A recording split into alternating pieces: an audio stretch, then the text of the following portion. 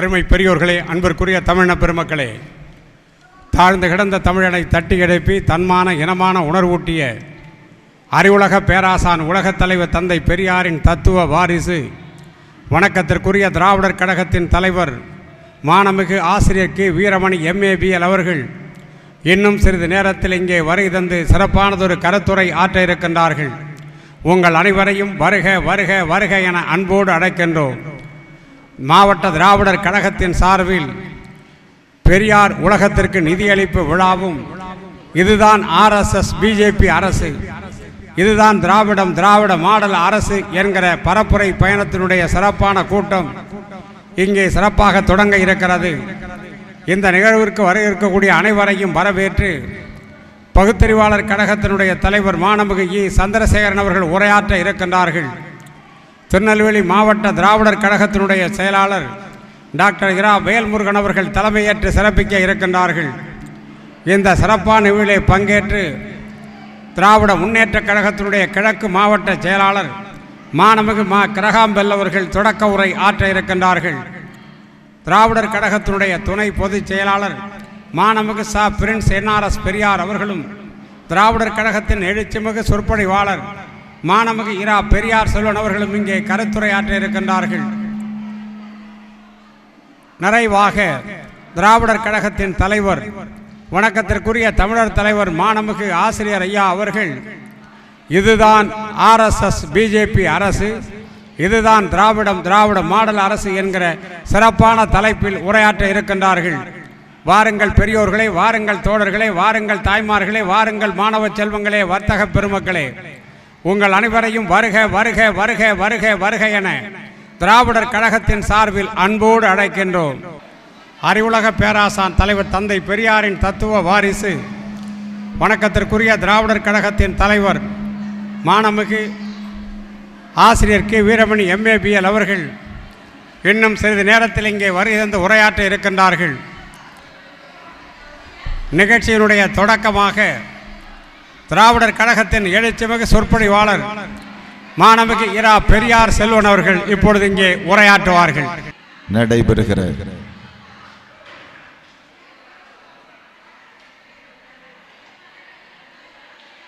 திராவிடர் கழகத்தின் சார்பில் பெரியார் உலகத்திற்கு நிதி வழங்கும் விழாவும், இதுதான் RSS BJP ஆட்சி,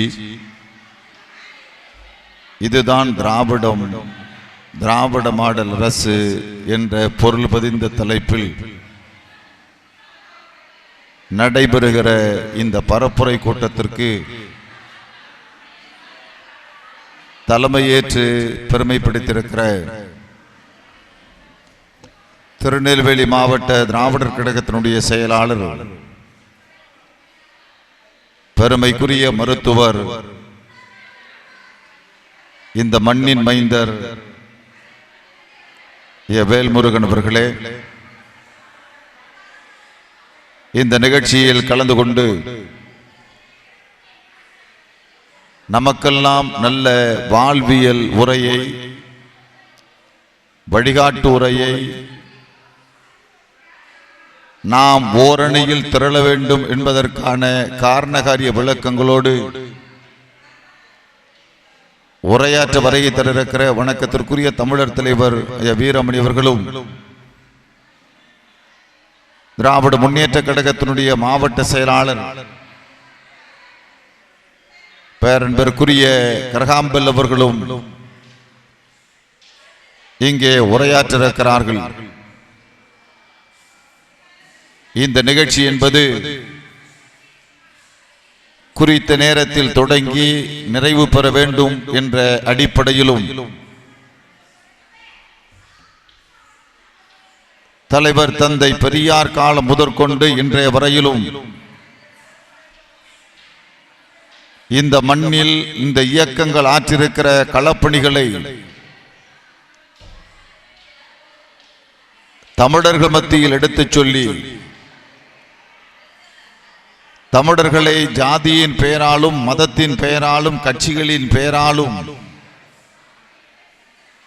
கூறு போட்டு அதிகாரத்தன்மையில் கோலோட்ச வேண்டுமென எண்ணுகிற மதவாத சங் பரிவார் அமைப்புகளுடைய முகத்திரையை கிழிக்கும் வகையில் இந்த பரப்புரை கூட்டம் இங்கே நடைபெறிருக்கின்றன.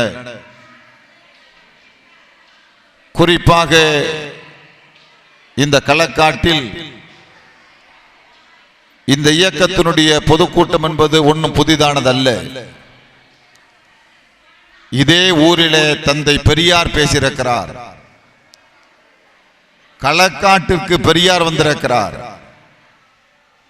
சுயமரியாதை இயக்கத்தை பெரியார் அவர்கள் 1925 தொடங்கிய பிறகு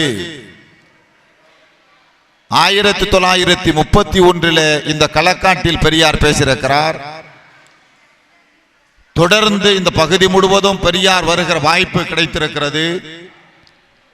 எனவே அப்படிப்பட்ட ஒரு நீண்ட நெடிய வரலாற்று சுவடுகளை கொண்டிருக்கிற இயக்கம் திராவிடர் இயக்கமாகும்.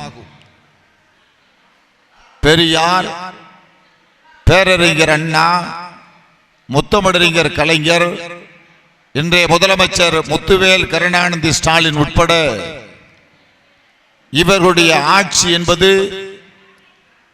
திராவிட சித்தாந்தத்தை அடிப்படையாக கொண்டு சமத்துவம், சகோதரத்துவம், மனிதநேயம் என்பதை இந்த மக்கள் மத்தியில் விதைப்பதற்காகத்தான் இந்த இயக்கம் என்பது தொடங்கப்பட்டன. ஒரு காலத்தில் நாயிலும் கேவலமாக, பன்றியிலும் கேவலமாக மதிக்கப்பட்ட இந்த சமூகத்திற்கு சுயமரியாதை என்பதை உருவாக்க வேண்டும் என்பதற்காகத்தான் பெரியார் இந்த இயக்கத்தை தொடங்கினார்.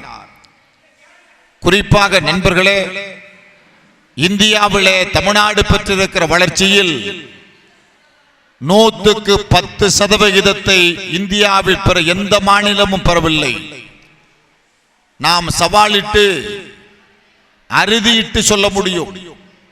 தமிழ்நாடு பெற்றிருக்கிற வளர்ச்சியிலே 110% குஜராத்தோ, உத்தரப்பிரதேசமோ, பீகாரோ, ஒரிஷாவோ, மத்திய பிரதேசமோ, ராஜஸ்தானோ பெற்றிருக்கிறதா? அருள் கூர்ந்து நீங்கள் எண்ணி பாருங்கள். தமிழ்நாடு மட்டும் இந்த வளர்ச்சி எப்படி எட்டியது? தமிழ்நாடு மட்டும் எப்படி முன்னேறியது? தமிழ்நாட்டில் இந்த வளர்ச்சிக்கு என்ன காரணம்? நீங்கள் ஒப்பிடுவீர்களேயானால் திராவிட இயக்கத்தினுடைய ஆட்சி, திராவிட இயக்கம் செய்திருக்கிற சாதனைகள் தான் ஒரு பிரமித்து பார்க்கக்கூடிய அளவிற்கு இந்திய அரசியலிலே தமிழ்நாடு தலைநிமிர்ந்து நிற்கிறது. இன்னைக்கு நீங்க எல்லாம் யோசிச்சு பாருங்க. நாமெல்லாம் இன்னைக்கு படிச்சிருக்கோம். ஒரு காலத்துல நம்ம படிக்க கூடாத மக்கள், படிக்க கூடாதுன்னு வச்சிருந்தாங்க. நம்ம தாத்தா படிக்கல, முப்பாட்டம் படிக்கல, கொல்லுப்பாட்டம் படிக்கல, பூட்டம் படிக்கல. ஏன் படிக்கலன்னு யாராவது கேட்டாங்களா? இந்த நாட்டை ஆண்டு எந்த மன்னனும் கேட்கல. இந்த நாட்டை பல மன்னர்கள் ஆண்ட. ராஜராஜ சோழன், ராஜேந்திர சோழன், சேர மன்னே, பாண்டிய மன்னே, பல்லவ மன்னே, பல பேர் ஆண்டான். மன்னர்கள் ஆண்டது மட்டும் இல்லை, நம்ம யார் யாரெல்லாம் ஆண்டிருக்கான்னு நீங்க பட்டியல் போட்டீங்கன்னா இந்த இந்தியாவை 147 வருஷம் வெள்ளைக்காரன் மட்டும் இந்தியாவில் ஆட்சி நடத்திருக்கான். 147 வருஷம் வெள்ளைக்காரன் மட்டும் இருக்கான். டெல்லி சுல்தானியர்கள் இந்த மண்ணை 350 வருஷம் ஆண்டிருக்கான். நாயக்க மன்னர்கள் இந்த மண்ணில் 270 வருஷம் ஆண்டிருக்கான். மராத்திய மன்னர்கள் இந்த நாட்டிலே 179 வருஷம் ஆண்டிருக்கான். ஆற்காடு நவாப்புங்கிறவன் சென்னை உட்பட்ட பகுதிகளில் 110 வருஷம் ஆண்டிருக்கான். நான் கேட்கிறேன், எந்த மன்னனாவது பள்ளிக்கூடம் கட்டினானா? எந்த மன்னனாவது படிக்க சொன்னானா? எந்த மன்னனாவது நமக்கு கல்வி தந்தானா? நீ யாராவது ஒரு மன்னன் பள்ளிக்கூடம் கட்டினான்னு சொல்லுங்க பாப்போம். ஏன் மன்னன் பள்ளிக்கூடம் கட்டல? ஏன் மன்னன் படிக்க சொல்லல? என்ன காரணம்? நீ யோசிச்சு பாரு நண்பர்களே. மன்னர்கள் யாருக்கு பள்ளிக்கூடம் கட்டினா அப்படின்னா நீங்க வரலாற்று புரட்டுங்க. இன்னைக்கு நம்ம பிள்ளைங்க படிக்கிறாங்க BA, MA, BSc, MS, MPhil, PhD, doctor, engineer, IAS, IPS, IFS நம்ம பிள்ளைங்க படிக்கிறோம். நீங்க பட்டியல் போட்டு பாருங்க. 1901 உங்களுக்கு யாருக்காவது சந்தேகம் இருந்தா நான் சொல்ற புத்தகத்தை எடுத்து புரட்டுங்க. 1901 ஒரு நூற்றாண்டு இந்த தமிழ்நாட்டில் படித்த மக்களின் சதவிகிதம் எவ்வளவு தெரியுமா? வெள்ளைக்காரன் இந்தியாவின் மக்கள் தொகை கணக்கெடுப்பு நடத்திட்டு ஒரு புள்ளிவரம் கொடுக்கிறான். தமிழ்நாட்டில் படித்த மக்களின் சதவிகிதம் 1% குறைவு.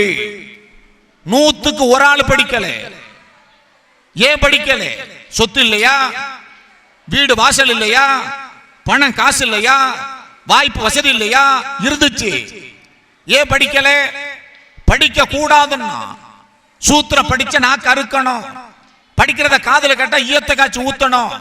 படிச்ச மனதில் பதிச்சா கோடாரி வச்சு நெஞ்சை பிளக்க வேண்டும் என சொல்லி படிக்க கூடாதுன்னு தடுக்கப்பட்டதனால்தான் தாத்தா முப்பாட்டேன் கொல்லுப்பாட்டேன் கூட்டம் படிக்கல. நீ பேரன் படிச்சிருக்கான், பேரன் இன்னைக்கு BA MA, நீ பேர IAS IPS, நீ பேர எப்படி படிச்சான்? பேரனுக்கு எப்படி வாய்ப்பு வந்துச்சு? பேரனால் எப்படி உயர முடிஞ்சிச்சு? அதற்கு அடிப்படை காரணம் இந்த இயக்கத்தை தொடங்கிய பெரியார் கடவுள் இல்லைன்னு சொல்றதுக்கு இந்த இயக்கத்தை தொடங்கல. இந்த இயக்கத்தை பெரியார் அதுக்கு தொடங்கல. எல்லோரும் படிக்கணும், எல்லோரும் படிப்பதற்கு ஒரு வாய்ப்பு உருவாக்கணும், எல்லோரும் படிக்க கூடாதுன்னு கடவுள் சொன்னிச்சுன்னப்பதான் பெரியார் சொன்னார் அந்த கடவுள் நமக்கு தேவையானார். நம்ம படிக்க கூடாதுன்னு கடவுள் சொன்னிச்சுன்னா அந்த கடவுள் நமக்கு தேவையான்னு கேட்டார். நம்ம ரோட்ல நடக்க கூடாதுன்னு கடவுள் சொன்னிச்சுன்னா அந்த கடவுள் நமக்கு தேவையான்னு கேட்டார். நான் தோல்ல துண்டு போடக்கூடாதுன்னு கடவுள் சொன்னிச்சுன்னா அந்த கடவுள் நமக்கு தேவையான்னு கேட்டார். நம்மளை கொடைபிடிக்க கூடாதுன்னு கடவுள் சொன்னிச்சுன்னா அது நமக்கு தேவையான்னு கேட்டார். நம்ம பெண்கள் ரவுக்க போடக்கூடாதுன்னு ஒரு கடவுள் சொன்னிச்சுன்னா அது நமக்கு தேவையான்னு கேட்டார். யோசிச்சு பாருங்க. இதெல்லாம் கடவுளை காட்டி, மதத்தை காட்டி, சாஸ்திர இதிகாச புராணத்தை காட்டி, வேதங்களை காட்டி நம்ம படிக்க விடாம வச்சிருந்தான், தடுத்தான். யோசிச்சு பாருங்க. இவ்வளவு கடவுள், மதங்கள், சாஸ்திர இதிகாச புராணங்கள் நம்முடைய அறிவுக்கு விளங்கிடப்பட்டு தடுக்கப்பட்டிருந்த நிலையை உடைப்பதற்கு பெரியார் புறப்பட்டார். பெரியார் புறப்பட்டதன் விளைவாகத்தான் இன்னைக்கு நம்ம படிக்கிற வாய்ப்பை பெற்றிருக்கோம். கல்லூரியிலே நம்ம பிள்ளைங்க படிக்கிறோம், பல்கலைக்கழகத்தில் நம்ம பிள்ளைங்க படிக்கிறோம், எல்லா துறையிலும் கோல வச்சிரோம்.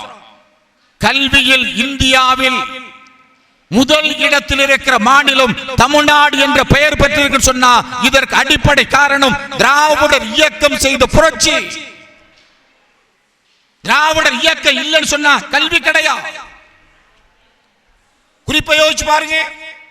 இந்த நாட்டில் சாதியை சொல்லி நம்மள படிக்க கூடாதுன்னா படிக்கலாம், படிச்சவங்க தான். தமிழ் அகராதியில ஜாதிங்கிற சொல்லு இருக்கா? முதல்ல ஜாங்கிற எழுத்து தமிழ் எழுத்தா? 247 எழுத்து தமிழ் எழுத்து இருக்குல்ல, இதுல ஜாங்கிற எழுத்து உண்டா? ஜாங்கிற எழுத்து முதல்ல தமிழ் எழுத்து கிடையாது. அப்புறம் எப்படி ஜாதி வந்துச்சு? அப்புறம் எப்படி ஜாதி நமக்கு இருந்திருக்க முடியும்? பார்ப்பனர்கள் இந்த நாட்டிற்கு வருவதற்கு முன்பு வரையிலும் ஜாதி இல்லை. அண்ணன் தம்பியா, சகோதரனா, உற்றார் உறவினரா, உறவு மக்களா தான் வாழ்ந்தோம். வந்த பிறகுதான் ஜாதி உறவு. எத்தனை ஜாதி? ஒன்னா? அது இந்தியாவில் இந்து மதத்தில் ஜாதி என்ன 10, 100, 200, 500, 1000, 2000, 3000?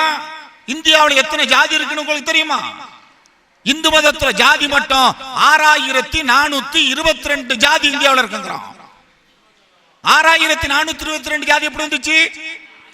ஜாதிலே வன்னியர், கல்லர், மரவர், தேவர், கவுண்டர், யாதவர், செட்டியார், ரெட்டியார், முதலியார், பல்லர், பறையார், வண்ணார், தோட்டி, அம்பட்டர், சக்கிலி, வந்தது போனது எளவு கருமாதின்னு அவன் மட்டும் எடுக்கிறான். இத்தனை ஜாதி, ஜாதிக்குள்ளே உட்ஜாதி. இப்ப ஐயர் இருக்காரு, பார்ப்பனர் இருக்காரு. ஐயர்ல எத்தனை ஜாதி இருக்குன்னு உங்களுக்கு தெரியுமா? நமக்கு ஐயர்ல தெரிஞ்சதெல்லாம் ஐயர், ஐயங்கார், சாஸ்திரி, சர்மா, சவுண்டி தான் தெரியும். ஐயர்ல எத்தனை ஜாதி தெரியுமா இருக்கு? பார்ப்பனர்கள் மட்டும் உட்ஜாதி 1600 உட்ஜாதி பிரிவு பாப்பால மட்டும் இருக்கு. இத்தனை ஜாதியை பத்தி அடிச்சு விட்டானே, நம்மளை வெட்டிக்க வச்சுட்டானே.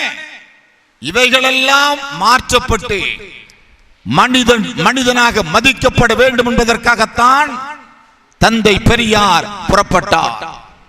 தனி மனிதனாக புறப்பட்ட பெரியார் இந்த தமிழ்நாட்டை மாற்றி காட்டினார். தமிழ்நாடு எல்லா துறையிலும் கோலோச்சுது, வளர்ச்சி பெற்றிருக்கு. என்ன காரணம்?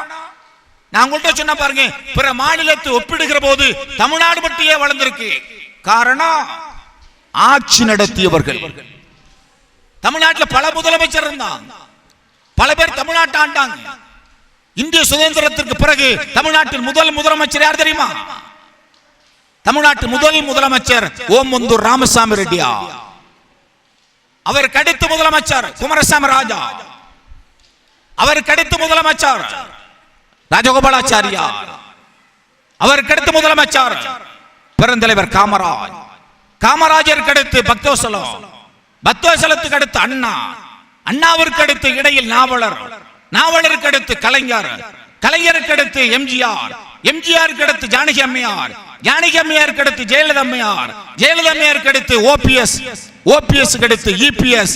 இபிஎஸ் அடுத்து முத்துவேல் கருணாநிதி ஸ்டாலின் ஒரு சரித்திர புலமிக்க முதலமைச்சரை இந்த நாடு சந்தித்திருக்கிறது. நான் சொன்ன இத்தனை முதலமைச்சர்கள் உங்க பல பேருக்கு குமாரசாமி ராஜா எந்த ஊருக்காரன்னு தெரியுமா? குமாரசாமி ராஜா எப்ப முதலமைச்சர் இருந்தார்னு தெரியுமா? குமாரசாமி ராஜா முதலமைச்சர் இருந்தப்ப என்ன செஞ்சார்னு தெரியுமா? யாராவது குமாரசாமி ராஜாவை பேசுறோமா? யாராவது ராஜாஜியை பேசுறோமா? யாராவது பக்தவசலத்தை பேசுறோமா? இல்ல. காமராஜரை பேசுறோம், அண்ணாவை பேசுறோம், கலைஞரை பேசுறோம், எம்ஜிஆரை பேசுறோம். ஏன் இவங்களை பேசுறோம்?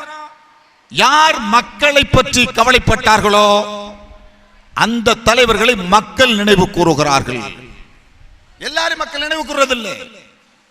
நான் சொன்ன முதலமைச்சர்கள் பெருந்தலைவர் காமராஜர் இந்த மண்ணில் 9 ஆண்டு கால முதலமைச்சராக இருந்தார்.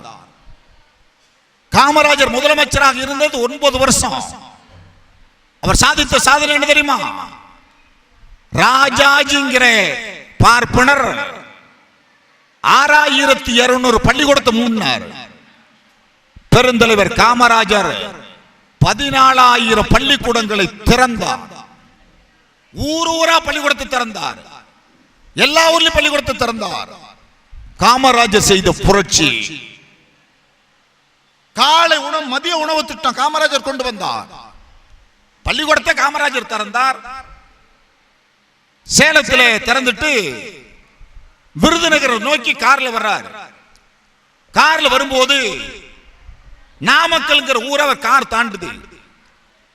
நாமக்கல்ல கார் தாண்டும் போது காமராஜர் திரும்பி பார்க்கிறார். சாலை ஓரத்திலே ஒரு சின்ன பையன் மாடு மேய்ச்சிக்கிட்டு இருக்கான். காமராஜர் காரை விட்டு கீழே இறங்கி அது மாடு மேய்ச்ச பையனை கூப்பிட்டு, தம்பி ஊர் ஊரா பள்ளிக்கூடம் திறந்திருக்கான், ஏண்டா பள்ளிக்கூடத்துக்கு போகாம மாடு மேய்க்கிறேன்னார்.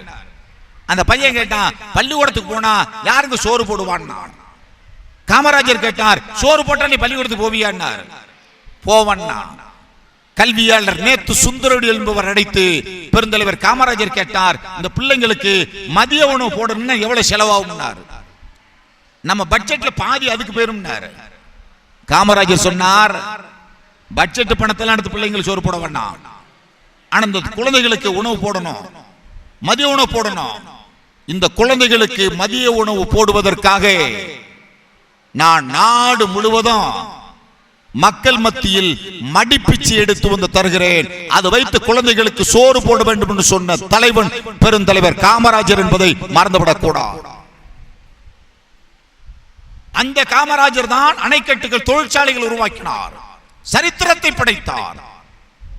காமராஜருக்கு பிறகு பேரறிஞர் அண்ணா 2 ஆண்டு காலம் கூட முதலமைச்சர் அல்ல, ஓராண்டு 11 மாதம் தான் அண்ணா முதலமைச்சர். அவர் சாதித்தது, நண்பர்கள், இந்த மாநிலத்திற்கு தமிழ்நாடு பெயர் சூட்டியவர் அண்ணா. இருமொழி கொள்கை இந்திக்கு இடமில்லை என செய்தவர் அண்ணா. சுயமரியாதை திருமணத்திற்கு சட்ட வடிவம் தந்தவர் அண்ணா. சாதி மறுப்பு திருமணம் செய்து கொண்டவர்களுக்கு பட்டயம் வழங்கியவர் அண்ணா. அரசு அலுவலகங்களிலே எந்த மத சின்னமும் இருக்கக்கூடாதென அரசாணை பிறப்பித்த ஒரே முதலமைச்சர் அண்ணா. அண்ணாவிற்கு பிறகு கலைஞர் 19 ஆண்டு கால முதலமைச்சர், 5 முறை முதலமைச்சராக பொறுப்பேற்றவர். அவர் முதல் தேர்தலில் போட்டியிட்டது 1957 குளித்தலை. அவர் கடைசியாக போட்டியிட்டது திருவாரூர். இடையில தஞ்சாவூரில் நின்றார், சேப்பாக்கத்தில் நின்றார், திருவள்ளிக்கேணியில் நின்றார், சைதாப்பேட்டையில் நின்றார், பல தொகுதியில் நின்றார். தேர்தலில் நின்று தோல்வியே காணாத ஒரு தலைவன் உண்டுன்னா அது கலைஞரை தவிர வேற யாரும் கிடையாது. கலைஞர் 19 ஆண்டு கால முதலமைச்சர். அவர் சாதித்த சாதனை கருவறை தொடங்கி கல்லறை வரையிலும் இந்த நாட்டில் திட்டம் தந்த ஒரே தலைவர் கலைஞரை தவிர வேற யாரும் கிடையாது. பல திட்டங்களை கலைஞர் தந்தார். இவ்வளவு தாய்மார்கள் இருக்கீங்க, தாய்மார்களுக்கு கலைஞர் செஞ்ச திட்டங்களில் மிக முக்கியமான ஒரு திட்டம் என்ன அப்படின்னா, கர்ப்பிணி பெண்களுக்கு 6000 நிதி உதவின்னு கலைஞர் ஒரு திட்டம் கொண்டு வந்தார். இது பல பேருக்கு தெரியாது. இந்த திட்டத்தை பற்றியும் பல பேர் விளக்கி சொல்றதும் கிடையாது. கர்ப்பிணி பெண்களுக்கு 6000 கலைஞர் இந்த திட்டத்தை ஏன் அப்ப கொண்டு வந்தார் அப்படின்னா, சுகாதாரத்துறை இந்தியாவில் ஒரு அறிக்கை கொடுத்தா. என்ன அறிக்கைன்னா, அதிகமான பெண்கள் எப்ப இறக்குறாங்க சாவுறாங்க அப்படின்னா பிரசவ நேரத்தில் தான் அதிகமான பெண்கள் சாவுறாங்க. ஏன் பிரசவ நேரத்தில் சாவுறாங்க அப்படின்னா, ஒரு குழந்தையை பெற்றெடுக்கக்கூடிய அளவிற்கு போதிய வலிமை உடம்புல இல்லை, அயன் என்ற இரும்பு சத்து இல்லை, அதனாலதான் இறப்பை நோக்கி போறாங்க. அப்ப பெண்களுக்கு அயன்கிற இரும்பு சத்து கிடைக்கணும் என்ன பண்ணணும், நல்லா சாப்பிடணும், பேரிச்சம்பழம் சாப்பிடணும், பால் சாப்பிடணும், இதாட்டம் இரும்பு சத்து உள்ள சாப்பாடு சாப்பிடணும். சரி, சாதாரண கிராமப்புறத்தில் வேலை வாய்ப்பு செய்யற பெண்கள், கூலி வேலை செய்யற பெண்களுக்கு இதெல்லாம் வாங்கி சாப்பிட முடியுமா? முடியாது. அப்பதான் கலைஞர் சொன்னார், நான் 6000 தரேன், நல்ல வாங்கி சாப்பிட்டு உடலை ஆரோக்கியமாக வைத்துக் கொண்டு குழந்தையை வலிமையாக பெற்றெடுக்க வேண்டுமென இறப்பு தன்மையில் இருந்த பெண்ணினத்தை வாழ வைத்த பெருமை முத்தமிழறிஞர் டாக்டர் கலைஞர் ஒருவருக்கு மட்டுமே உண்டு. அதுதான் கலைஞர் தந்த சாதனை. 8வது வரையிலும் படிச்சா பெண்களுக்கு திருமண நிதி உதவி தந்தார். 8வது வரையிலும் நம்ம பிள்ளைய படிக்க வைக்க மாட்டோமா? 8வது படிச்சுட்டுனா ஒரு பெண்ணு சொந்த காலில் நின்னணும். அப்புறம் 10வது வரலையும் படிக்கணும், இன்னைக்கு கல்லூரி வரையிலும் படிக்கணும், வந்து போச்சு. இதெல்லாம் கலைஞர் செஞ்சார். இவ்வளவு சாதனைகளை எல்லாம் கலைஞர் செய்து, இன்னும் சொல்ல போனா உங்களுக்கு தெரியும், இவ்வளவு தாய்மார்கள் இருக்கீங்க, உங்களுக்கெல்லாம் தெரியும், இந்தியாவிலேயே மகளிர் சுய உதவி குழுக்கள் என்பதை முதலில் உருவாக்கிய தலைவர் டாக்டர் கலைஞர் என்பதை நீங்கள் மறந்துடக்கூடாது. பெண்கள் சொந்த காலில் நிற்கணும்னு தான் மகளிர் சுய உதவி குழு என்பதை கலைஞர் எங்க உருவாக்கினார்னா, தர்மபுரி மாவட்டத்தில் தான் முதல்ல தொடங்கினார். குழுக்களாக பெண்கள் சேர்ந்து நண்பர்களே ஒரு தொழில் நடத்துவது, அதில் வருகிற லாபத்தை கொண்டு எப்படி வளர்ந்து போவது, இதுதான் சுய உதவி குழுக்களுக்கு தரப்பட்ட வாய்ப்பு. இதை கலைஞர் தான் முதல்ல உருவாக்கினார். இவ்வளவு பெண்களை நாம பார்க்கிறோம். இன்றைக்கு நண்பர்களை எவ்வளவு பெரிய மாற்றங்கள் வந்து போச்சு அப்படின்னா, ஒரு நேரத்தில் பெண்கள் 8வது படிக்க மாட்டாங்களா, ஏங்கணும். ஒரு நேரத்தில் பெண்கள் 10வது படிக்க மாட்டாங்களா, ஏங்கணும். ஆனா இன்னைக்கு என்ன தெரியுமா சிறப்பு, இன்னைக்கு என்ன தெரியுமா பெருமை, கல்லூரியில் படிப்பதில் இந்தியாவிலேயே முதுகலை படிப்பில் முதல் இடத்தில் இருக்கிற மாநிலம் தமிழ்நாடு தான். எல்லா பிள்ளைங்களும் படிக்கிற வாய்ப்பு வந்து போச்சு. இப்ப நான் சொன்ன பாருங்க, காமராஜர், அண்ணா, கலைஞர் இவங்க எல்லாம் பல சாதனை செஞ்சார். இவங்க சாதனை யார் பாராட்டினா, நான் சொன்னேன் இந்த 3 பேர் சாதனையும் தமிழ்நாடு பாராட்டுச்சு, 3 பேர் சாதனையையும் இந்தியா பாராட்டுச்சு. ஆனா இன்னைக்கு ஒரு முதலமைச்சர் வந்திருக்கார் பாருங்க, தமிழ்நாட்டின் முதலமைச்சர் முத்துவேல் கருணாநிதி ஸ்டாலின். இந்த முதலமைச்சருடைய திட்டத்தை பாராட்டுறது யார் தெரியுமா? தமிழ்நாடு இல்ல, இந்தியா இல்ல, உலகம் பாராட்டுகிறது. இப்போ ஒரு திட்டம் கொண்டு வந்திருக்காரு, உங்களுக்கு தெரியும், காலை உணவு திட்டம். பெருந்தலைவர் காமராஜர் போட்டது மதிய உணவு. இப்ப காலை உணவு திட்டம். இந்த காலை உணவு திட்டத்தில் சிறப்பு தெரியுமா? காலை உணவு திட்டத்தை தமிழ்நாடு அரசு போட்டதுனாலே பள்ளியில் மாணவர் சேர்க்கை 30% அரசு பள்ளியில் மாணவர் சேர்க்கை கூடியிருக்கு. ஆனா தினமலர் பத்திரிகையில் என்ன தெரியுமா எழுதுறான்? தினமலர் ஒரு பத்திரிகை வருது பாருங்க, கர்மாதி பத்திரிகை. அந்த தினமலர் பத்திரிகையில் எழுதுறான், காலை மதியம் பள்ளியில் உணவு கக்கூஸ் நிரம்பியது. அதுக்கு என்ன அர்த்தம்? நம்ம பிள்ளைங்க சாப்பிட்டு பேண்டிட்டு வர்றாங்கன்னு எழுதணும். இவ்வளவு பிள்ளைங்க போய் சேர்றாங்கிறது எழுதல, இவ்வளவு பிள்ளைங்க படிக்கிறாங்கிறது எழுதல. நாம் சாப்பிடுகிற 3 வேளை உணவு, காலை மதியம் இரவு 3 வேளை உணவில் நம் உடலுக்கு மிக முக்கியமான உணவு காலை உணவுதான். காலை உணவுதான் மூளையை செயல்படுத்துவது, மூளையை இயங்க செய்வது. அந்த உணவு திட்டத்தை கொண்டு வந்ததுனாலே கனடாவுடைய பிரதமர், கனடான்னு ஒரு நாடு பாருங்க, அந்த நாட்டின் பிரதமர் சொல்றார், எங்க நாட்டிலையும் எங்க பிள்ளைங்களுக்கு காலை உணவு திட்டத்தை போடலாம்னு நாங்க முடிவு பண்ணிருக்கோம். எங்களுக்கு வழிகாட்டியாக இருப்பது தமிழ்நாட்டின் முதலமைச்சர் முத்துவேல் கருணாநிதி ஸ்டாலின் எங்களுக்கு வழிகாட்டுகிறார். கனடா பிரதமர் சொல்றார். சரியா, இது ஒரு நாட்டின் பிரதமர், அது கூட விட்டுருவோம். உலகமே பாராட்டு ஒரு முதலமைச்சரே. உலக நாடுகளின் சபை இருக்கு பாருங்க, ஐநா. அந்த ஐநா சபை ஒரு தீர்மானம் போட்டிருக்கான். என்ன தெரியுமா தீர்மானம்? இன்னுயிர் காக்கும் நம்மை காக்கும் 48 ஒரு திட்டம். இதே களக்காட்டுல ஒருவர் ரோட்ல அடிபட்டு போனா ஒரு 10 வருஷத்துக்கு முன்னாடி யாருமே ஆஸ்பத்திரியில் கொண்டு போய் சேர்க்க மாட்டோம். ஏன் தெரியுமா? ஆஸ்பத்திரியில் கொண்டு போய் சேர்த்தா நம்ம மேல கேஸ் போட்டுருவோம், அல்லது வழக்கு போட்டா நம்ம சாட்சி சொல்ல வேண்டியது இருக்கும். அப்ப நம்மளால தூக்கிட்டு போக மாட்டோம். ஆனா இன்னைக்கு என்ன தெரியுமா? ஒருத்தர் அடிபட்டு கிடந்தா அவரை தூக்கிட்டு போய் யார் கொண்டு போய் சேர்க்கிறாரோ அவருக்கு தமிழ்நாடு அரசு 5000 ரூபாய் ஊக்கத்தொகை கொடுக்குது. கொண்டு போய் சேர்க்கிறார் பாருங்க, அவருக்கு 5000 ஊக்கத்தொகை. இப்படி கொண்டு போய் சேர்க்கிறது மட்டும் இல்ல, இந்த களக்காட்டுல அடிபடுறாரு பாருங்க, அவரு திருநெல்லூர்காரா, அவரு திருநெல்வேலிக்காரா, அவரு இன்னும் சொல்ல போனா தூத்துக்குடிக்காரரா, தமிழ்நாட்டுக்காரரா, இதெல்லாம் இல்லை. அமெரிக்காக்காரன் களக்காட்டில் அடிபட்டாலும், ஜப்பான்காரன் களக்காட்டில் அடிபட்டாலும், சைனாக்காரன் களக்காட்டில் அடிபட்டாலும் 48 மணி நேரம் அவர்களுக்கு ஆகக்கூடிய செலவை தமிழ்நாடு அரசே ஏற்கிறது.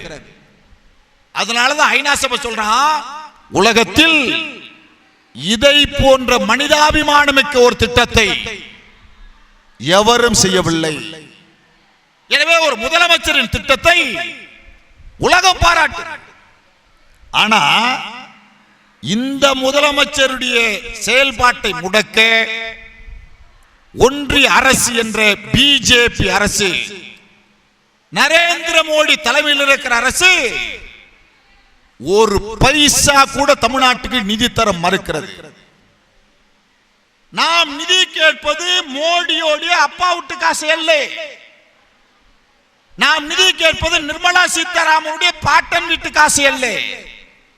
நாம் செலுத்துற வரி பணம், நம்ம பணத்தை குறாங்கிறோம், திருப்பி குறாங்கிறோம், முடியாதுங்கிறோம். ஒரு ஒன்றிய அரசு மாற்றாந்தாய் மனப்பான்மையோடு தமிழ்நாட்டு பார்க்கு, தமிழ்நாட்டுக்கு நிதி தர மாட்டாங்களா, தமிழ்நாட்டுக்கு திட்டம் தர மாட்டாங்களா, தமிழ்நாடுங்கிற பேரே பட்ஜெட்ல போட மாட்டாங்களா, ஆனா தமிழ்நாட்டில் மட்டும் ஓட்டு கேட்பாங்களா?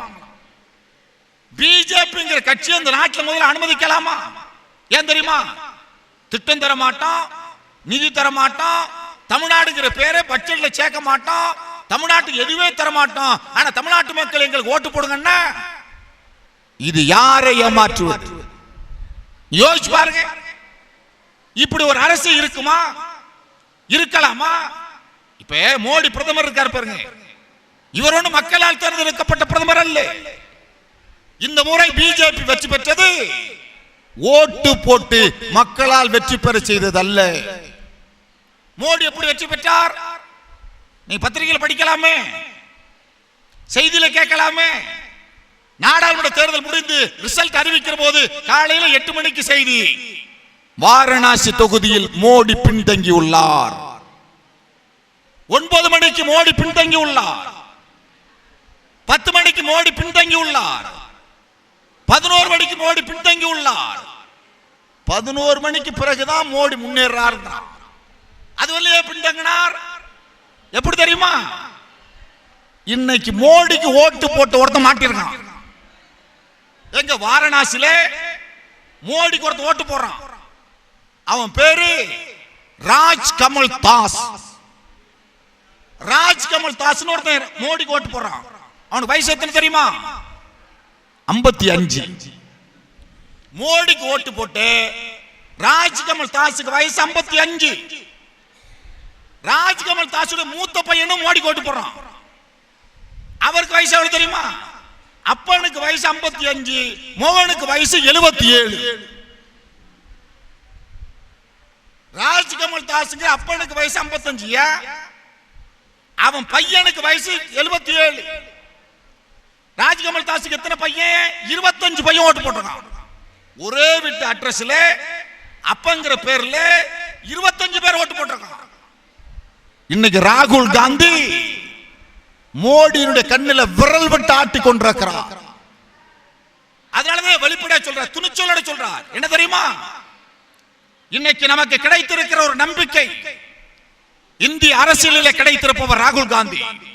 அதனாலதான் ராகுல் காந்தி சொல்றார், நான் செத்தாலும் சரி, ராகுல் காந்தி நான் செத்தாலும் சரி, ஆர்எஸ்எஸ் அமைப்பை இந்தியாவில் ஒழிக்காமல் சாக மாட்டேன் சொல்லுகிற துணிச்சல் எப்படி வந்தது?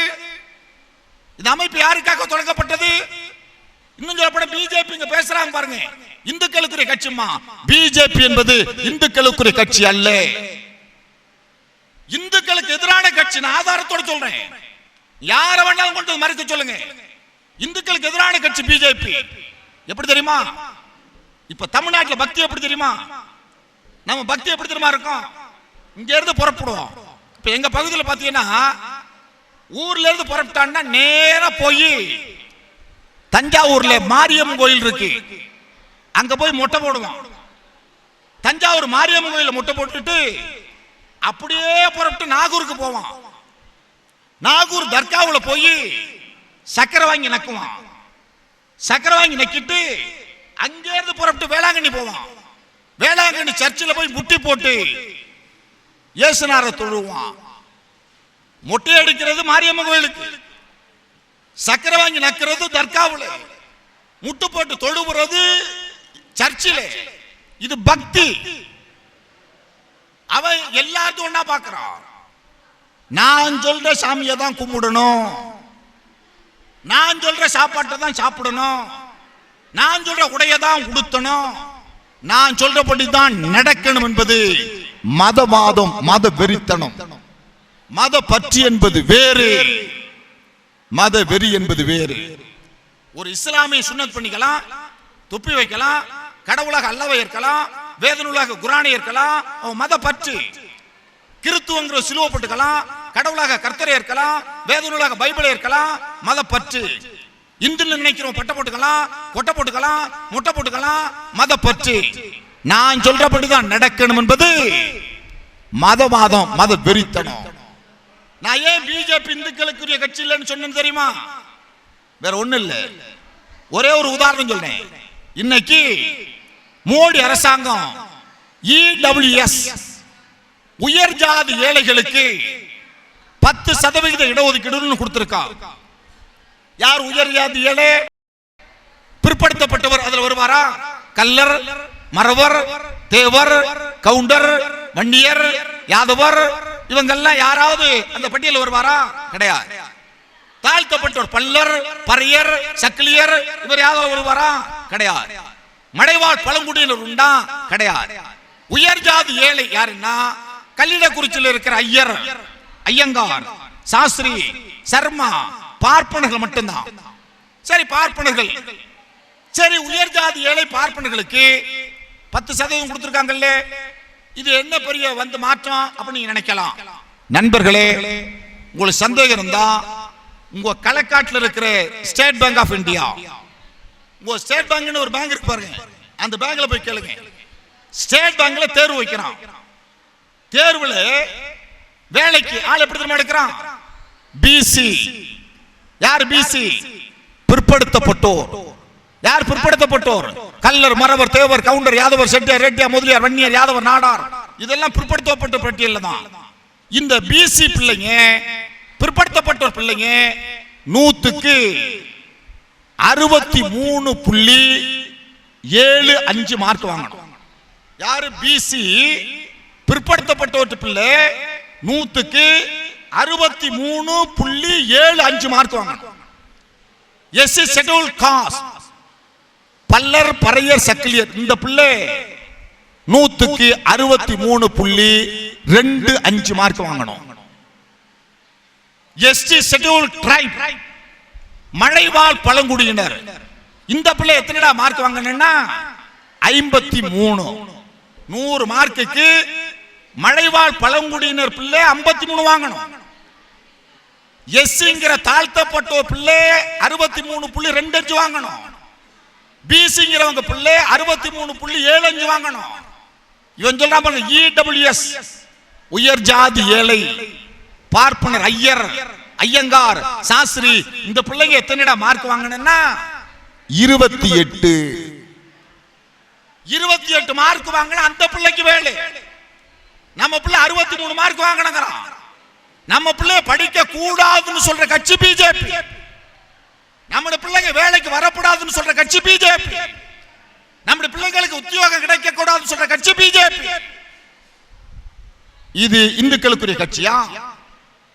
பிற்படுத்தப்பட்ட இந்து இல்லையா? தாழ்த்தப்பட்ட இந்து இல்லையா? அப்ப நம்ம பிள்ளைங்களை படிக்க கூடாதுன்னு சொல்ற இந்த கட்சியை எப்படி நம்ம ஏற்க முடியும், அனுமதிக்க முடியும்? ஆனா ஒரு ஒன்றிய அரசு மாநில அரசுக்கு நிதியை தரல. ஆனா நம்ம முதலமைச்சர் யார் தெரியுமா நண்பர்களே? நம்முடைய முதலமைச்சர் முத்துவேல் கருணாநிதி ஸ்டாலின் படித்த பள்ளி சுயமரியாதை பள்ளி. அந்த பள்ளிக்கூடத்தில் நண்பர்களே மு.க. ஸ்டாலின் அவர்களுக்கு ஆசிரியர் வாத்தியாரா இருந்தது யார் தெரியுமா? பெரியார், அண்ணா, கலைஞர், பேராசிரியர், தலைவர் வீரமணி இடத்துல பயிற்சி பெற்றவர் முத்துவேல் கருணாநிதி ஸ்டாலின். அதனாலதான் நம்முடைய முதலமைச்சர் எப்படிப்பட்டவர் தெரியுமா? சேக்குவாரா சொல்லுவான். சேக்குவாரா கொட்டேஷன் சொல்லும்போது சேக்குவாரா சொல்லுவான், முட்டி போட்டு உயிர் வாழ்வதை விட ஒரு மனிதன் முட்டி போட்டு உயிர் வாழ்வதை விட நின்று கொண்டு சாவதே மேல். ஒன்றிய மோடி அரசிடத்தில் கையேந்தி பிச்சை கேட்டு ஆட்சி நடத்துவதை விட எதிர்த்து ஆட்சி நடத்தக்கூடிய துணிச்சல் பெற்ற முதலமைச்சராக தமிழ்நாட்டின் முதலமைச்சர் இருக்கிறார். அதனால்தான் ஒன்றிய அரசு ஆளுநரை அனுப்புகிறது. ஆர்.என். ரவி வருகிறார். ஒரு ஆளுநர் மாநில அரசுக்கு இடர்பாடுகளை உருவாக்குகிறார், சங்கடங்களை தருகிறார். நாடு சட்டமன்றத்தில் அவதூறாக நடந்து கொள்கிறார். சட்டமன்றத்தில் நிறைவேற்றிய தீர்மானத்தை ஏற்க மறுக்கிறார். சட்டமன்றத்தில் அரசாங்கம் எழுதி தரக்கூடிய அறிக்கை படிக்க மறுக்கிறார். இவ்வளவு இருந்தும் நம்முடைய முதலமைச்சர் எப்படிப்பட்டவர் தெரியுமா? இந்திய அரசியல் வரலாற்றில் ஒரு ஆளுநரை அவைக்குள் வைத்துக் கொண்டு அந்த ஆளுநரை கண்டித்து தீர்மானம் நிறைவேற்றிய ஒரே முதலமைச்சர் முத்துவேல் கருணாநிதி ஸ்டாலினை தவிர வேற யாரும் கிடையாது. எனவே அப்படிப்பட்ட ஒரு முதலமைச்சர் எப்படி நிதி பெருக்கத்தை உருவாக்குறார்? இப்ப சொன்ன திட்டத்தில் 80% திட்டத்தை நடைமுறைப்படுத்திட்டார். உங்களுக்கு உதாரணத்துக்கு சொன்னேன். இப்ப 80% திட்டங்கள் எப்படி நடைமுறைப்படுத்தப்பட்டிருக்கு அப்படின்னா, உதாரணத்துக்கு ஒரு புரோட்டா மாஸ்டருடைய மகள் இப்ப சமூக வலைதளங்களில் அந்த செய்தி வேகமா பரவிக்கிட்டு இருக்கு, நீங்க எல்லாம் பார்க்கலாம். ஒரு புரோட்டா மாஸ்டர் மகள் சொல்லுது, எங்க அப்பாவுக்கு வருகிற சம்பளம் இருக்கு பாருங்க, புரோட்டா மாஸ்டருக்கு உள்ள சம்பளம், அதை வச்சுதான் நாங்க 2 பெண் குழந்தை படிக்கணும், எங்க அம்மா அப்பா குடும்பம் நடத்தணும், சாப்பிடணும், நாங்க வீடு வாசலோட இருக்கணும். ஒரு ஆள் சம்பளம், புரோட்டா மாஸ்டரோட சம்பளம் இதுதான் எங்க குடும்பம் இருந்துச்சு. நான் நல்ல உடை உடுத்தினது இல்லை, நல்ல சாப்பாடு சாப்பிட்டது இல்லை. சொல்லிட்டு அந்த பொண்ணு சொல்லுது, எங்க அம்மா பக்கத்து வீடெல்லாம் போய் 10 பாத்திரம் தேய்ப்பாங்க. அவங்க பக்கத்து எந்த வீட்டுல எல்லாம் 10 பாத்திரம் தைக்கிறாங்களோ அந்த பிள்ளைங்க போடுற அழுக்கு உடைதான், பழைய உடைதான் எங்களுக்கு புது உடை. அவங்க வீட்டுல இருக்கிற பழைய சோறு தான் எங்களுக்கு நல்ல சோறு. இப்படிதான் சாப்பிட்டோம். ஆனா இப்ப எங்க நிலைமை எப்படி தெரியுமா? காலையில எழுந்து நானும் என்னுடைய தங்கையும் கல்லூரிக்கு படிக்க போறோம். கல்லூரிக்கு படிக்க போது எப்படி திரும்ப போறோம்? இலவச பேருந்துல போறோம். பேருந்துக்கு ஒரு மாதத்திற்கான செலவு 888 ரூபாய். 1000 ரூபாய். எனக்கு 1000, என் தங்கச்சிக்கு 1000 கிடைக்குது. அடுத்து என்ன தெரியுமா? புதுமை பெண் திட்டம். இந்த புதுமை பெண் திட்டத்துல எனக்கு 1000 ஏறுது, என் தங்கச்சிக்கு 1000 ஏறுது, 2000. கலைஞரின் உரிமை தொகை அப்படின்னு 1000 எங்க அம்மாவுக்கு ஏறுது. எங்க அம்மாவுக்கு 1000, எனக்கு 1000, என் தங்கச்சிக்கு 1000. புதுமை பெண் திட்டத்துல பேருந்துல 888 ரூபாய் எனக்கு என் தங்கச்சி கிடைக்குது. இன்னைக்கு எங்க குடும்பத்துக்கு ஒரு மாதத்துக்கு 5000 வருது. கொடுக்கிறவர் யார் தெரியுமா? எங்கள் குடும்பத்தின் மூத்த சகோதரன் முத்துவேல் கருணாநிதி ஸ்டாலின் எங்களுக்கு நிதியை வழங்கி பாதுகாக்கிறார். சமூக வலைதளத்தில் இந்த செய்தி பரவிக்கிட்டு இருக்கு, ஓடிக்கிட்டு இருக்கு. இப்ப கலைஞரின் உரிமை தொகைன்னு 1,15 லட்சம் பேர் கொடுத்துட்டா. இப்ப பல பேருக்கு வந்திருக்கோம், வராதவங்களுக்கு எல்லாருக்குமே கொடுக்க போறா. எல்லாருக்கும் எப்படி கொடுக்க போறாங்கன்னா, இதுவரையிலையும் தமிழ்நாடு அரசு கலைஞரின் உரிமை தொகை எவ்வளவு தெரியுமா கொடுத்திருக்கு? 30,000 கொடுத்தாச்சு. ஒவ்வொரு பெண்களுக்கு 30,000 வீட்டுக்கு. எத்தனை பேருக்கு? 1,15 லட்சம் பேருக்கு போயிட்டு பணம் போயிடுச்சு. இப்ப மீதி உள்ளவங்களுக்கு கொடுக்க போறா. இப்படி ஒரு திட்டத்தை தருகிற போது நண்பர்களே, இப்ப நீங்க அண்மையில சென்னை நேரு விளையாட்டரங்கத்தில் ஒரு பெரிய நிகழ்ச்சி நடந்துச்சு. முதலமைச்சர் கலந்து கொண்டார். எல்லா பிள்ளைங்களும் அதில் கலந்துகிட்டப்ப அந்த நிகழ்ச்சி என்னன்னா, முதல்வர் ஸ்டாலின் அவர்கள் கனவு திட்டமான இந்த பிள்ளைங்களுக்கு கல்வியை எப்படி பெற்று தருவது என்பதற்கு நான் முதல்வர் திட்டத்தின் மூலமா உலகம் முழுவதும் போய் படிச்ச பிள்ளைங்க ஜப்பான்ல பேசுது, நன்றி சொல்லுது.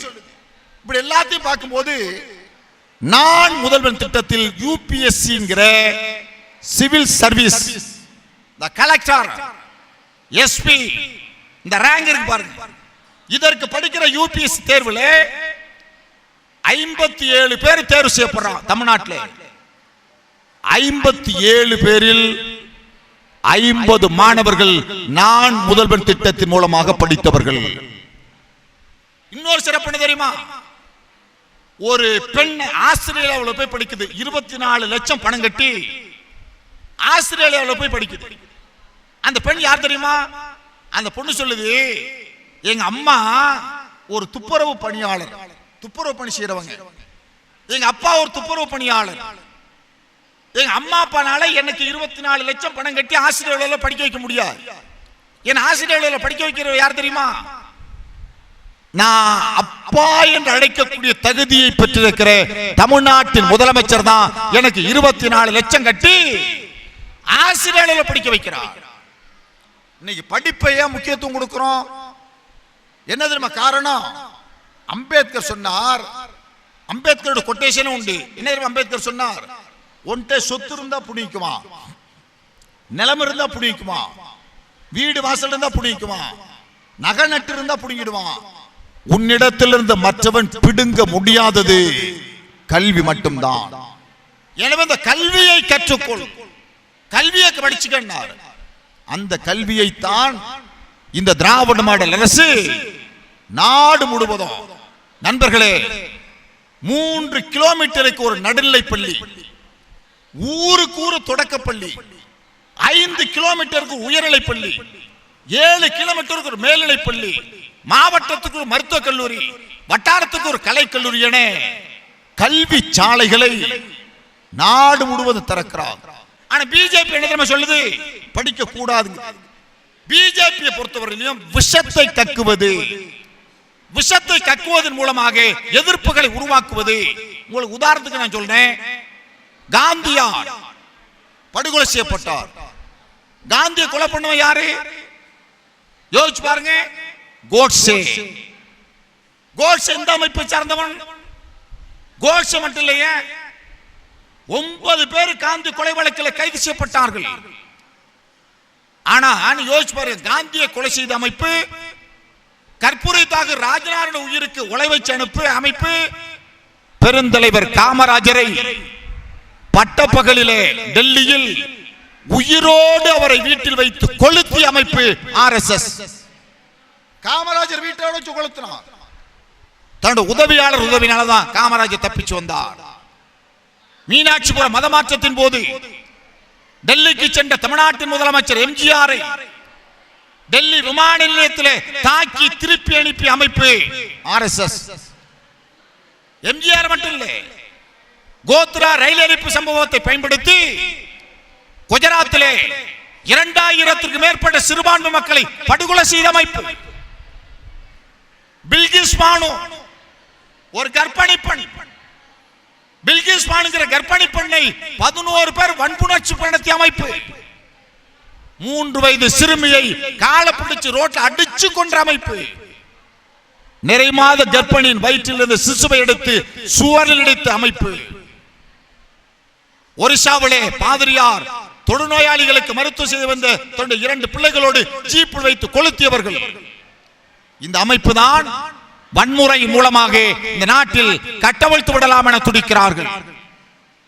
இந்த நாட்டை அமைதி பூங்காவாக, இந்த மண்ணிலே எந்த விதமான மத கலவரத்திற்கு இடமில்லாமல் இந்த மண்ணை பாதுகாக்கக்கூடிய அரசாகத்தான் திராவிட மாடல் அரசு என்பது நமக்கு கிடைத்திருக்கிறது. அந்த திராவிட மாடல் அரசின் நாயகனாக தமிழ்நாட்டின் முதலமைச்சர் நம்முடைய முத்துவேல் கருணாநிதி ஸ்டாலின் முதலமைச்சர் ஆளுமை மிக்க தன்மையிலே ஒரு ஆட்சியை, மக்களுக்குரிய ஆட்சியை, மக்கள் நலன் சார்ந்த ஆட்சியை இந்த மண்ணில் நடத்தி கொண்டிருக்கிறார். எனவேதான் அந்த ஆட்சியை பாராட்டுகிற வகையிலும் இந்த முதலமைச்சர் செய்து வருகிற இவ்வளவு திட்டங்களை போற்றி பாராட்டி வரவேற்கிற தன்மையிலும் நம்முடைய தலைவர், நம்முடைய இனத்தின் தலைவர், இந்த திராவிட பேரினத்தின் தலைவர், பெரியார் தந்த அப்பழுக்கற்ற தலைவர், 93 வயதிலையும் ஓய்வறியாது இந்த மக்களுக்கு உழைக்கக்கூடிய தலைவர் ஐயா தமிழர் தலைவர் வீரமணி அவர்கள் தொடர் பிரச்சார பெருமழை மேற்கொள்கிறார்.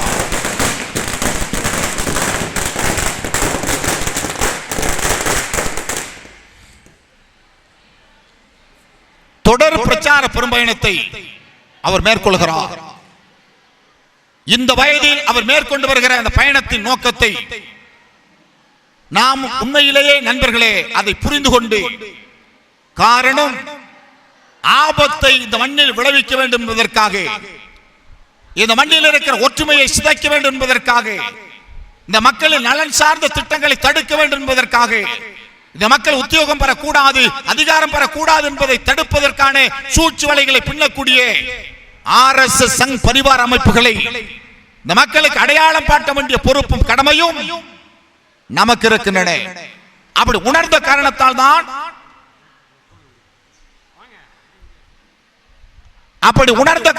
தான் நம்முடைய தலைவர் ஐயா அவர்கள் தந்தை பெரியார், தந்தை பெரியார், தத்துவ மேதை பெரியார், தத்துவ மேதை பெரியார், தமிழர் தலைவர் வீரமணி, சமூக நீதி காவலர் வீரமணி, சமூக நீதியின் சின்ன வீரமணி, சமூக நீதியின் முகவரி வீரமணி, ஒடுக்கப்பட்ட மக்களின் தலைவர் வீரமணி, ஒடுக்கப்பட்ட மக்களின் தலைவர் வீரமணி, தமிழர் தலைவர் வீரமணி, கருப்பு வைர வீரமணி, கருப்பு வைர வீரமணி, தந்தை பெரியாரின் தத்துவ தூதுவர் வீரமணி, பெரியாரை உலக தலைவராக மாற்றிய தலைவர் வீரமணி, தமிழர் தலைவர் வீரமணி, உலக தலைவர் பெரியார், உலக தலைவர் பெரியார், தந்தை பெரியார், தத்துவ மேதை பெரியார், தமிழர் தலைவர் வீரமணி, சமூக நீதி காவலர் வீரமணி, சமூக நீதியின் சின்ன வீரமணி, சமூக நீதியின் சின்ன வீரமணி. பெரியோர்களே, இன்றைக்கு நம்முடைய தலைவர் ஐயா அவர்கள் தொடர் பரப்புரையின் மூலமாக இந்த வயதிலும் ஓய்வே எடுக்காமல் ஓய்வுக்கே ஓய்வு கொடுத்து களம் காணக்கூடிய தலைவராக 93 வயதை வருகிற டிசம்பர் 2ஆம் தேதி வந்தால் இந்த தலைவருக்கு வயது 93. டிசம்பர் 2ஆம் தேதி 93 வயதை எட்ட இருக்கக்கூடிய நம்முடைய தலைவருக்கு பொது வாழ்க்கை என்பது, நண்பர்களே, இவருடைய பொது வாழ்க்கை 83 ஆண்டு கால பொது வாழ்க்கை. உலக வரலாற்றில் 10 வயது சிறுவனாக ஒருவர் மேடையில் பேச தொடங்கினார். அவர் பேச தொடங்கியது 1943 பேரறிஞர் பெருந்தகை அண்ணா அவர்கள் நடத்திய திராவிட நாடு ஏட்டிற்கு நிதி வழங்குகிற நிகழ்ச்சியில் கலந்து கொண்டு 10 வயது சிறுவனாக பேச தொடங்கியவர் இன்றைக்கு 93 வயதில் 83 ஆண்டு காலம் உலக வரலாற்றில் ஒரு தலைவன் மக்கள் மத்தியில் 83 ஆண்டு காலம் பேசுகிற ஒரே தலைவர் நம்முடைய தமிழர் தலைவர் ஐயா அவர்களை தவிர வேறு எவரும் கிடையாது. தந்தை பெரியார் தனக்கு பிறகு இயக்கத்திற்கு ஒரு சரியான தலைமையை, முறையான தலைமையை பெரியார் தந்தார். இவர் உலக அதிசயத்தில் ஒருவர். இந்த தலைவர் உலக அதிசயத்தில் ஒருவர் என்பதற்கு காரணம் உலகத்திலே 83 ஆண்டு கால பொது வாழ்க்கை என்பது மட்டுமல்ல நண்பர்களே, ஒரு நாளிதழுக்கு 64 ஆண்டு காலம் ஆசிரியராக இருக்கிற ஒரே தலைவர் உலகத்தில் இந்த தலைவர் மட்டும்தான். இந்த தலைவருக்கு இருக்கிற இன்னொரு பெரிய பெருமை நான் சொன்னா, 11 வயதிலே மணமக்களுக்கு வாழ்த்துரை வழங்கி பேசிய ஒரே தலைவர். பெரியாரை உலகமயமாக்க வேண்டும் என்பதற்காக கண்துஞ்சாது உழைத்துக் கொண்டிருக்கிற இந்த தலைவரால் தான் தமிழ்நாட்டிலே சமூக நீதி பாதுகாக்கப்பட்டது. இந்த தலைவரால் தான் மதவாதம் என்பது தடுக்கப்பட்டது. இந்த தலைவரால் தான் தமிழ்நாட்டின் உரிமைகள் என்பது பெறப்பட்டது. இந்த தலைவரால் தான் தமிழ்நாடு என்பது செல்வ செழிப்போடு வாழக்கூடிய எந்த மதமாச்சரிய தன்மைகளுக்கு இடமில்லாமல் பாதுகாக்கப்பட்டது சொன்னா, இந்த தலைவரின் உரையை கேட்போம், இந்த தலைவரின் ஆணையை ஏற்போம், இந்த தலைவரின் கருத்தை கேட்டு களப்பணி ஆற்றுவதற்கு இளைஞர்களே, மாணவர்களே, இந்த இயக்கத்துறைக்கு வாருங்கள் என அழைப்பு விடுத்து விடைபெறுகிறேன். நன்றி, வணக்கம். சிறப்பு.